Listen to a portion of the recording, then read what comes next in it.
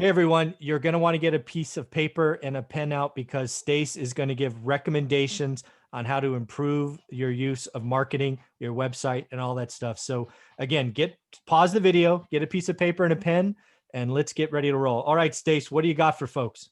Hey, everybody.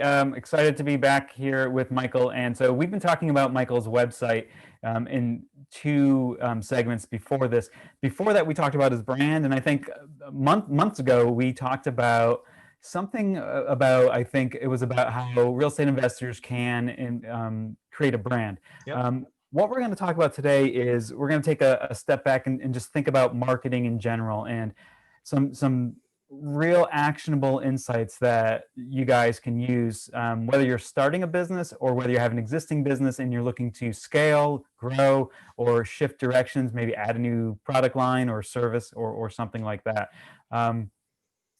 So one of the first things you need to understand is like how valuable a plan can be when you're looking at what you want to do. So I've said this before on Michael's show, so some of you may have heard this before. If you're creating a home or building a home, you have a blueprint. If you're going to start a business and you want a loan, you go to the bank, they're going to want to see a business plan. If you were a coach of a like a flag football team, you would have a game plan. I mean, like, so a lot of times I work with people who don't necessarily have any marketing background, and that's fine. But when they go to market their business, there's steps that they're leaving out, or there are methods that they're not getting the full benefit of because they haven't really laid out a plan. A marketing plan is critical for you to achieve your goals. First of all, I mean, having goals that are measurable, that's the only way to achieve them. I mean, that's the only way to move forward. I mean, like you can't improve a process, right, unless it's measurable. So I want people to understand that your marketing plan is part of what you're going to be doing, and it's something you absolutely have to put effort into. And you're gonna either have to advertise, you're gonna have to create content, you're gonna have to create a podcast, you're going to have to create content, you're going to have to be on social media.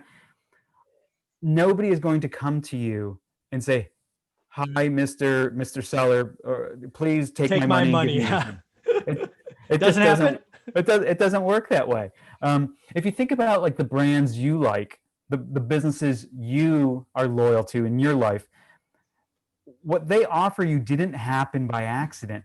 It was a concerted effort to create a feeling or a product or a process or a service that met your needs. So as you're developing a marketing plan, the first thing you need to do is not necessarily understand what you offer, but understand the need that people have, because no matter how great the thing is that you offer, it doesn't help them. It doesn't help anybody. It doesn't help you if nobody needs it. Like, so when you created one rental at a time, you created it, and because we've had these conversations before, and your listeners have probably heard this, you created it because you said, hey, I did this thing and this process was hard. I bet other people are in the same situation.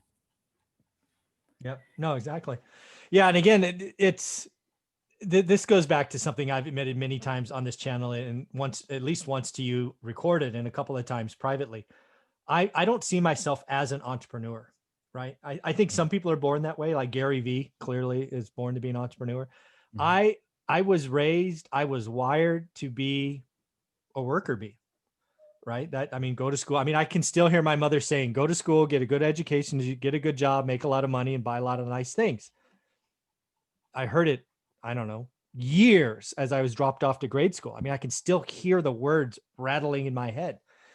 So it's hard for me. I'm willing to call myself a great worker. I'm a decent investor, but I'm not an entrepreneur. So this conversation has been very helpful. Your coaching and mentoring over the last month and a half has been wonderful. Well, are you a teacher? Would you consider yourself a teacher? Yeah, I think so. I would say I've morphed. Yes, I think even when I was a salesperson, a sales leader, I was always a teacher. I would say that's fair. Teacher, in the best thing I think I always did was inspire belief. Even when I was with my sales teams, one of everybody who was with me for years would know this. we get our quotas day one. Let's just pick, everybody got $3.5 million. What did we do on my teams? We went in a room just like every other sales leader. And what I would throw on the board is 7 million. I would never talk about 3.5 million. That is not acceptable. Nobody on my team does that, blah, blah, blah. Because if you only do 3.5, all you ever do is incrementally change. That's all that ever happens, right? Because you did 2.8 last year and you can get to 3.5 if you do these things better. Screw that. We did 2.8 last year. I want to do 7, because when you do 7, you blow things up. It's like, I got to do everything fundamentally different. And those are inspiring conversations. And they don't always work, but man, when they work, it's special. So yeah, I think I inspire and create belief. And I think part of that's being a teacher. That's fantastic. So understanding the value that you can bring to your audience, your customers, the people who are listening to you, that's what you need to focus on. And you build your business, you build your brand around the need that you can solve for other people, that they need solved. So people need inspiration. So Michael is talking about the role that he fulfills. But the thing that needs to happen is people need to be inspired. I mean, like the real estate process, for anybody who's listening, and I'm a real estate investor myself, so I get this.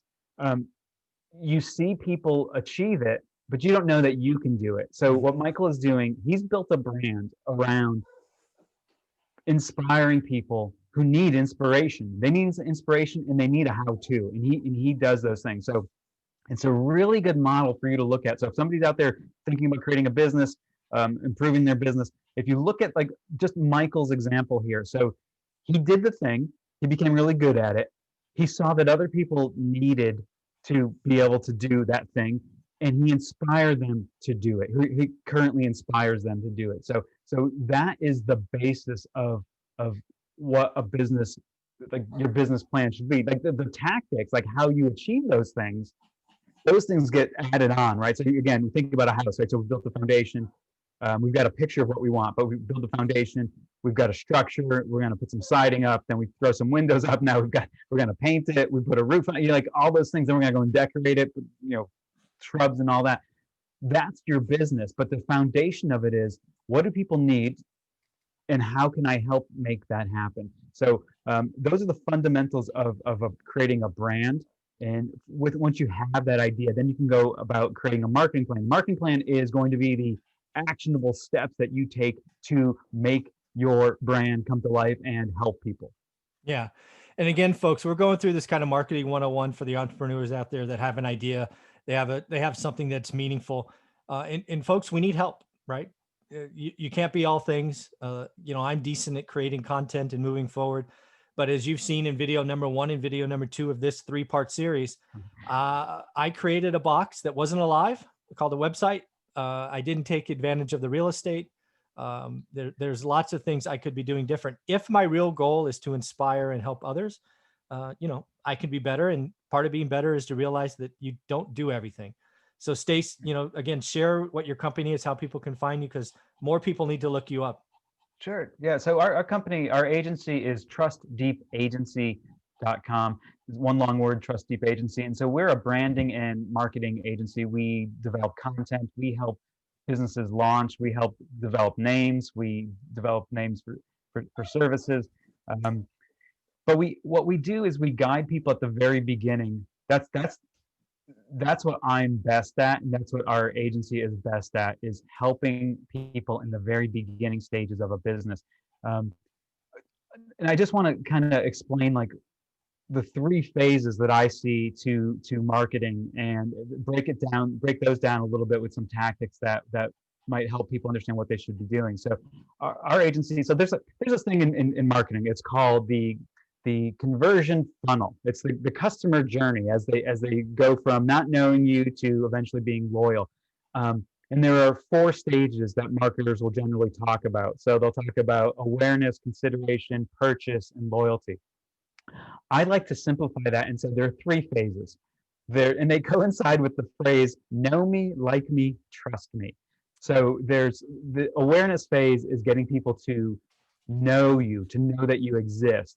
And at that phase, tactics you're going to be using are advertising, social media, putting an ad in a local business journal, or giving a talk at a local business meetup or a business meeting or something like that. Letting people know that you exist, telling them what your name is, and telling them how you can help solve the problem that they have. That's generating awareness, getting people to know you. But knowing you isn't enough, right? You have to get people to like you. And so the next phase is that consideration phase where you're trying to get people to say, hey, Michael might have something that helps me. Michael's inspiration, or any business, like take your business, whoever's listening out there, take your business. Like, people need to see that you have value to solve a problem they have. They're not coming to you to give to you their money. That's not how it works. They have problems, they need you to solve them.